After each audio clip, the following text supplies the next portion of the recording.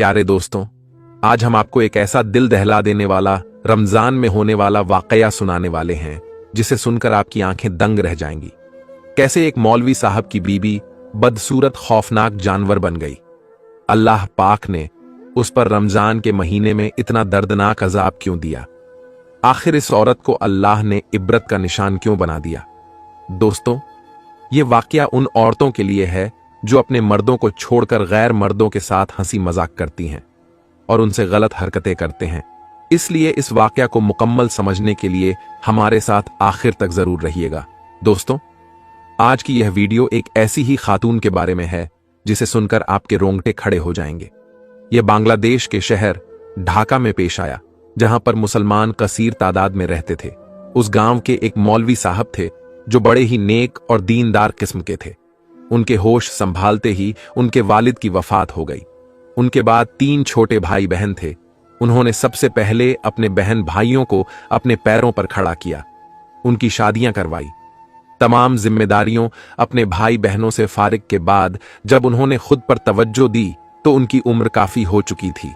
अब वह लड़के नहीं मर्द हो चुके थे। सब बहन भाई तो अपने अपने घरों के हो चुके थे और उनको जिंदगी के सफर में एक शरीक हयात का होना दरकार था। मौलवी साहब बच्चों को कुरान पाक पढ़ाया करते थे। छोटे से गांव में मौलवी साहब थे जो बच्चों को कुरान पाक पढ़ाते थे और उनके पास लड़कियां भी आती थीं। मौलवी साहब बहुत ही नेक किरदार आदमी थे। एक दफा उनके घर एक बूढ़ी अम्मा आई। कहा कि बेटा, मेरी जो बेटी है उसने अब तक कुरान नहीं पढ़ा। वह बचपन से ही लाडों में पली थी। बाप के गुजराने के बाद वह और निडर हो गई। उसने स्कूल की तालीम भी हासिल नहीं की, बस अपने सहेलियों में फिरती। उसको स्कूल से भी निकल दिया गया था। अब वह घर में रहती है। मैं चाहती हूं कि मेरे मरने से पहले वह कुरान पाक याद करें। आप उसे हिदायत दे सकते हो बेटा। यह सुनकर मौलवी साहब परेशान हो गए। उन्होंने बोला, अम्मा जी ठीक है, मैं आपकी बेटी को कुरान पाक पढ़ा दूंगा। आप परेशान ना हो, आज से ही बेटी को भेज देना। वह बेवा बुढ़िया बेटी के पास जाकर बोलती है कि तू दुनिया की पढ़ाई तो ना पढ़ सकी, दिन की पढ़ाई तो तुझे पढ़ना ही होगा। उस लड़की ने हां में सर हिलाया। फिर उसी दिन से वह उनके पास कुरान पाक पढ़ने जाया करती। कुछ दिन बाद उसने कुरान पाक खत्म कर दिया। बेवा औरत एक दफा मौलवी साहब के घर आई और कहा, बेटा मैं एक बात कहना चाहती हूं, बुरा ना मानना, मैं अकेली बेवा औरत हूं। मेरा इस दुनिया बेटी के सिवा कोई नहीं है। मेरी ख्वाहिश है कि मेरी बेटी की शादी एक नेक दीनदार आदमी से हो। मेरी बेटी से निकाह कर ले बेटा, तेरे भी तो जिम्मेदारी खत्म हो गई है। ये खातून नेक थी, सब गांव के लोग उसकी इज्जत किया करते थे। फिर यह बोलकर बुढ़िया रोने लगी। मौलवी साहब नेक इंसान थे, उन्होंने हां बोल दिया। गांव के लोग भी यही चाहते थे कि मौलवी साहब की अच्छी जिंदगी हो। आखिरकार उनकी भी शादी गांव की बुढ़िया की लड़की के साथ कर दी गई। मौलवी साहब के यहां किसी भी चीज की कोई कमी नहीं थी। उनके पास खुदा के फजल करम से सब कुछ मौजूद था। वह उसे रुखसत करके अपने घर साथ ले आए। वह लड़की अच्छी थी, दोनों अच्छे से जिंदगी गुजारने लगे। एक दिन बुढ़िया खातून का इंतकाल हो गया। अब वह लड़की मायके नहीं जाया करती थी क्योंकि उसकी मां ही थी जो उसे बुलाया करती थी। अब वह मौलवी साहब के घर रहती। चंद रोज बाद मौलवी साहब ने नोटिस किया कि उनकी बीवी बिला वजह ही सजी संवरी रहती है। हर वक्त चेहरे पर मेकअप किए हुए वह खुद को संवारने में लगी रहती है, जबकि घर का यूं ही हाल बुरा होता है। सारा सामान यहां वहां बिखरा पड़ा रहता है, मगर वह वक्त पर कोई भी काम नहीं करती, बल्कि मौलवी साहब के घर आने से पहले खुद को सजा संवार कर रखा करती है। एक रोज मौलवी साहब ने घर में कदम रखा तो देखा घर का सारा सामान इधर उधर बिखरा पड़ा हुआ था, जैसे कि सुबह के वक्त था। उन्होंने बीवी को एक नजर देखा जो अभी अभी कमरे से सच संवर कर बाहर निकली थी। मौलवी साहब उससे कहने लगे, तुम मेरे लिए सजना संवरना अब बंद कर दो। मैं सादगी का कायल हूं, तुम मुझे सादगी में ज्यादा अच्छी लगती हो।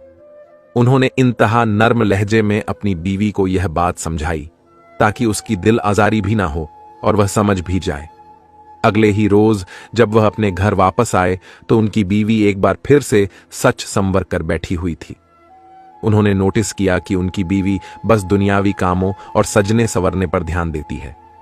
आज तक उन्होंने अपनी बीवी को कभी भी कुरान मजीद की तिलावत करते हुए नहीं देखा था और ना ही कभी नमाज पढ़ते हुए देखा था। मौलवी साहब इंतहा नर्म तबीयत के मालिक थे। अपनी बीवी से कहने लगे, तुम इबादत भी किया करो और यही औरत का जेवर होता है, यही आखिरत में काम आने वाली चीज है। मगर उनकी बीवी एक कान से सुनकर दूसरे कान से बात को निकाल देती। यह देखकर मौलवी साहब का दिल बहुत दुखी होता। उनकी बीवी हामिला हुई तो उन्हें अपने होने वाले बच्चे की फिक्र सताने लगी। अगर मां नेक और परहेजगार हो, नमाज की पाबंद हो, तो औलाद भी वैसे ही हुआ करती है। वह अपने बच्चे को हाफिज कुरान और नेक बनाना चाहते थे, मगर उनकी बीवी का तो दूर दूर तक इन कामों से कोई वास्ता ही नहीं था। मौलवी साहब का मामूल था, फजर के वक्त वह अपने घर से चले जाते और फिर मगरिब और ईशा की नमाज पढ़कर घर वापस आया करती थी। उस रोज उनकी तबीयत थोड़ी खराब थी। वह असर की नमाज के बाद घर वापस आ गए ताकि थोड़ी देर आराम किया जाए। मस्जिद आने वाले बच्चों को दूसरे कारी साहब आज पढ़ा देंगे। यही सोचते हुए बोझल कदमों के साथ वह घर की जानिब चले आए तो घर के दरवाजे पर पहुंचे तो देखा घर का दरवाजा खुला हुआ था। उन्हें यह बात बड़ी अजीब सी लगी। वह तो खास ताकीद किया करते थे, दरवाजे को हमेशा बंद रखा करो, मगर आखिर दरवाजा तो खुला हुआ है। खैर, वह एक गहरी सांस भर के घर में दाखिल हुए तो जो मंजर उन्हें दिखाई दिया वह देखकर उनके पैरों के नीचे से जमीन निकल चुकी थी। उनकी बीवी, जिसे वह इंतहा नेक और पाक किरदार समझते थे, उनके घर में गांव के एक गैर लड़के के साथ गुलछर्रे उड़ा रही थी, उसके साथ गलत संबंध बना रही थी। उन्होंने जब यह मंजर अपनी आंखों से देखा, वह आग बगुला हो गए। वह लड़का तो वहां से भाग निकला, जबकि मौलवी साहब अपनी बीवी को कड़ी नजरों से देखने लगे। उनके दिल पर शदीद चोट लगी थी। वह बीवी के पास आए, एक जोरदार थप्पड़ मारकर बोले, तुमने मेरे एतबार, मेरी मोहब्बत का यह नतीजा दिया है। तुम जैसी औरतें तो जहन्नम का ईंधन हुआ करती हैं, जो अपने शौहर की अमानत में खयानत करती हैं। मैं तुमको किसी भी सूरत में अपनी बीवी नहीं बनाता। अगर मुझे खबर होती कि तुम इस किरदार की मालिक हो, तुम जैसी औरतें तो जानवर से भी बदतर होती हैं, जो अपने शौहर की वफादार नहीं होती। मौलवी साहब इतना कहकर वापस चले गए और मस्जिद में जाकर मसरूफ हो गए। वह अपने जहन को कहीं और लगाना चाहते थे। वह अल्लाह के जिक्र में मसरूफ हो गए।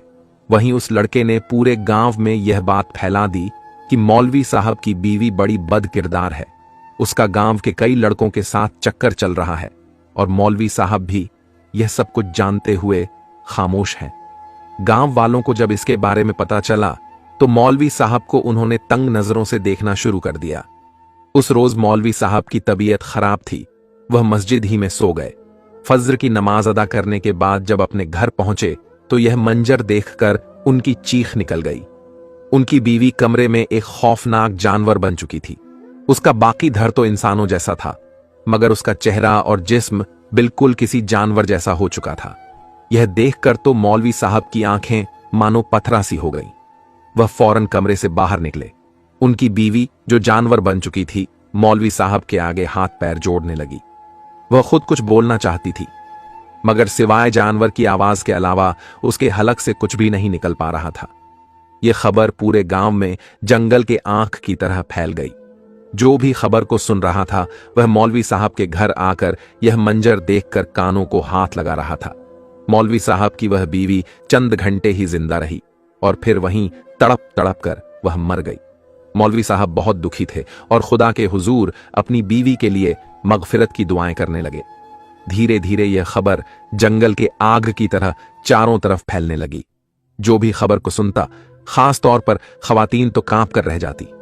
उनके रोंगटे खड़े हो जाते और हर कोई एक दूसरे से यही कहता, खबरदार, जो भी अपने शौहर की अमानत में खयानत करेगा उसका अंजाम भी मौलवी साहब की बीवी की तरह होगा। दोस्तों, अल्लाहू अकबर।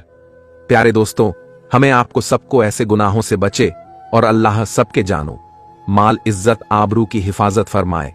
और दोस्तों, रमजान का मुबारक दिन चल रहा है। इसमें तो हम लोगों का एक छोटी गुनाहों से बचना चाहिए। और हमारे जावेद वॉइस की तरफ से सभी मेरे यूट्यूब फैमिली को रमजान मुबारक। प्यारे दोस्तों, अगर आपको इस वाकया से इबरत हासिल हुआ है तो आप सबसे पहले अपने फैमिली, दोस्तों, रिश्तेदारों में वीडियो शेयर जरूर कीजिए, क्योंकि यह वीडियो देखकर उन्हें भी इबरत हासिल हो और गुनाहों से बचे और चैनल को सब्सक्राइब करके कमेंट बॉक्स में अल्लाहू अकबर जरूर लिखें।